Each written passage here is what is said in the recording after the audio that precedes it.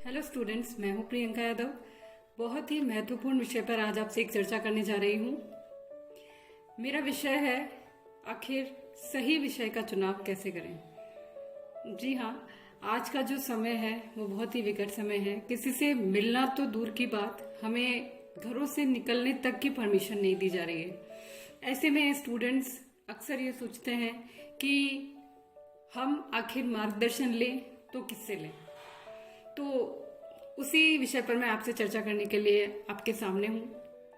सबसे पहली चीज मैं आपको ये बता दूं कि इंटरनेट पर ऐसी बहुत सी सामग्रियां जो है वो भरी पड़ी है, और जो वाकई में चिंतित विद्यार्थी हैं उन्होंने इन सारी जो सामग्री है उनको सर्च भी किया होगा, खंगाल लिया होगा, लेकिन नतीजा फिर घूमकर वहीं आ जाता है कि आखिर हम किस पर भरोसा करें और किस पर नहीं करें। यदि आपकी स्थिति भी यही है तो फ्रेंड्स, ये वीडियो आपके लिए है।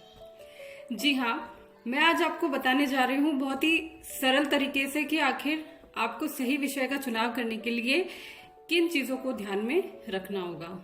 सबसे पहली चीज जो आती है वो ये है कि आपको स्वयं से ये प्रश्न करना होगा कि आखिर आप अपने जीवन में क्या करना चाहते हैं। उदाहरण के तौर पर, यदि आपका कोई पारिवारिक व्यवसाय है तो जाहिर सी बात है कि आप उस व्यवसाय को आगे बढ़ाना चाहेंगे। लेकिन यदि आप कोई नौकरी करना चाहते हैं तो उससे संबंधित अपनी महत्वाकांक्षाओं को, अपनी इच्छाओं को अपने साथ जाहिर करें। उसके बाद में आप ये समझ जाएंगे कि आपको अपने जीवन में क्या करना है। जब आपको इस प्रश्न का उत्तर मिल जाता है तो आपकी आधी समस्या यहीं पर समाप्त हो जाती है। इसके बाद में, जैसे आप कोई नौकरी करना चाहते हैं, मसलन आपने ये सोचा कि मुझे नौकरी करनी है, तो उसमें आप नौकरी में भी आपको कई तरह के चुनाव करने होंगे।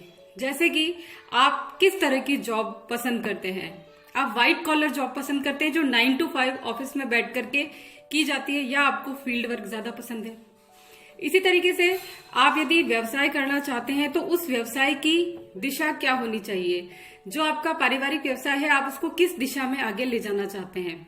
जब ये चीजें आपके सामने साफ होंगी तब आप अपनी स्टडीज को उसी तरीके से कंटिन्यू कर पाएंगे और आप सही विषय का चुनाव कर सकेंगे। जब आपने ये डिसाइड कर लिया कि आपको अपने जीवन में क्या करना है, तब दूसरा महत्वपूर्ण प्रश्न ये आता है कि आपकी क्षमताएं क्या है। जी हाँ, आपको अपनी क्षमताओं को पहचानना होगा। क्षमताओं को पहचानने से मेरा तात्पर्य है, एक उदाहरण के तौर पर जैसे हम मान लें कि 10वीं कक्षा तक जब आप पढ़ चुके होते हैं, 10वीं और 12वीं जीवन का ऐसा मोड़ है जहां पर आपको ये डिसाइड करना होता है कि मुझे फ्यूचर में क्या करना है, मेरा फ्यूचर कहाँ सिक्योर है। तो आपको ये पता चल जाता है कि मेरा जो लेवल है, मेरा जो पढ़ाई का स्टैंडर्ड है वो कहाँ तक है। आप किस लेवल के स्टूडेंट हैं, आप एक्सीलेंट हैं, गुड हैं, मीडियम हैं या लो कैटेगरी में आते हैं। एक उदाहरण हम लेते हैं, जैसे कि आप एक मीडियम लेवल के स्टूडेंट हैं और आपने सोचा कि मैं IAS ऑफिसर बनना चाहता हूं। ठीक है, आपने लक्ष्य निर्धारित किया, कोई बात नहीं। आपने खूब मेहनत की, इतनी मेहनत की जितनी आपने अपने जीवन में कभी पढ़ाई की ओर ध्यान नहीं दिया था। आपने कई बार एग्जाम्स दिए, आप कई नंबरों से पीछे रहते रहते अंत में एक समय ऐसा भी आता है आप मात्र 0.1 या 0.01 मार्क्स से भी आप रह जाते हैं।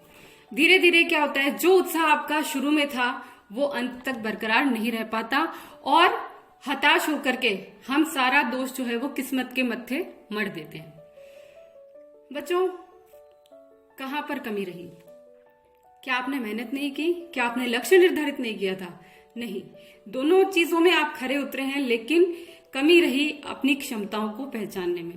मैं ये नहीं कहती कि कोई मीडियम लेवल का स्टूडेंट IAS ऑफिसर नहीं बन सकता, बिल्कुल बन सकता है। असंभव कार्य भी इस दुनिया में होते हैं, और जो लोग असंभव कार्य करके दिखाते हैं उन्हीं को दुनिया पूछती है, सलाम करती है।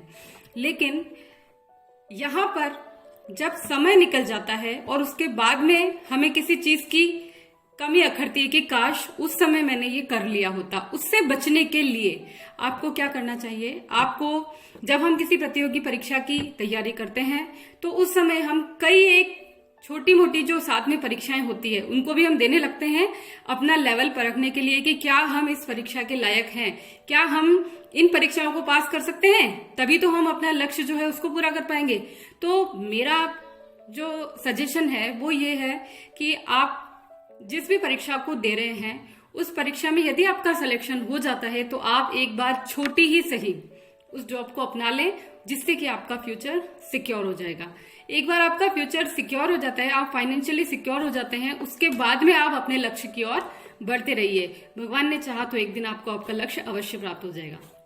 इसी तरीके से यदि आप किसी कलात्मक कार्य में रुचि रखते हैं या आप खेल, समाज सेवा आदि में रुचि रखते हैं तो आप उससे संबंधित विषयों का चुनाव कर सकते हैं।